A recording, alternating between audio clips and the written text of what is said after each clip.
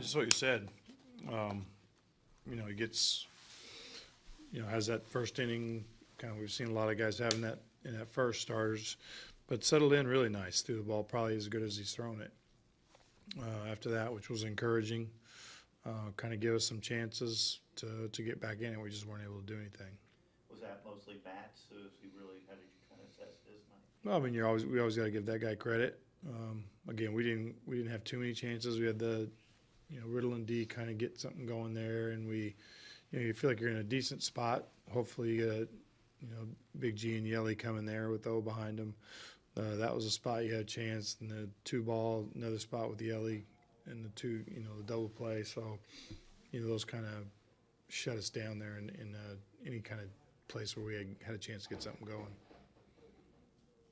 With Locke, what did you just see with him in that first inning? I mean, where he was No, I think so much different than the other ones.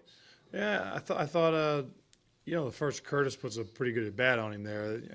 He's battling. He's throwing what is that? I forgot how many pitches that was. I know it's up there pretty good, but he's forcing him to swing the bat, and he's fouling balls off, and he ended up getting on, and then obviously Cabrera gets him for 2 quick ones, and just wasn't able to kind of get that rhythm going. And after that, he settled in and was, he gave us a good outing after that. With Yelich, and as you mentioned, those 2 hard-hit balls that both turned it out, is that something you just sort of shake your head at and chalk up to baseball? Or? Yeah, absolutely. I mean, I know guys aren't trying to do it, and they get frustrated too. But there's going to be nights where the guys making pitches. I think G hits a changeup, a hidden account changeup, which the guy's been able to pitch backwards, and it looks like Yelly's ball. He probably looked like he ran a heater at him in there and just kind of got in a little bit. Not situations that you're saying the guy's doing anything wrong. The guy just gets beat to a spot, or guy's a nice job of pitching right there. Did you feel kind of like, even though after you got through the first inning and started cruising, still only 3-0, did you feel like you were still in? Yeah, 3. I was feeling pretty good. I mean, I shouldn't say pretty good, but you feel like we're capable of scoring. Jeff's throwing some zeros. We're starting to, if you're at least in the game, if you can just put up 1 in there somewhere, then you can add another one as the game goes on. And if we can just keep it right there, Matt gets us out of the inning.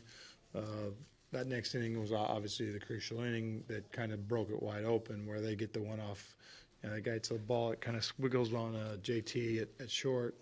And then, then Curtis home run. So at that point, you're kind of like, you're not going to use any of your guys. You're forced to, try to finish the game right there. With Nico right there, with Granderson, obviously, good head in the count, but not the pitch, just the execution. I'm not sure exactly what they were thinking right there, but, obviously, you don't want him to do that. So I'm not sure he wanted it right there.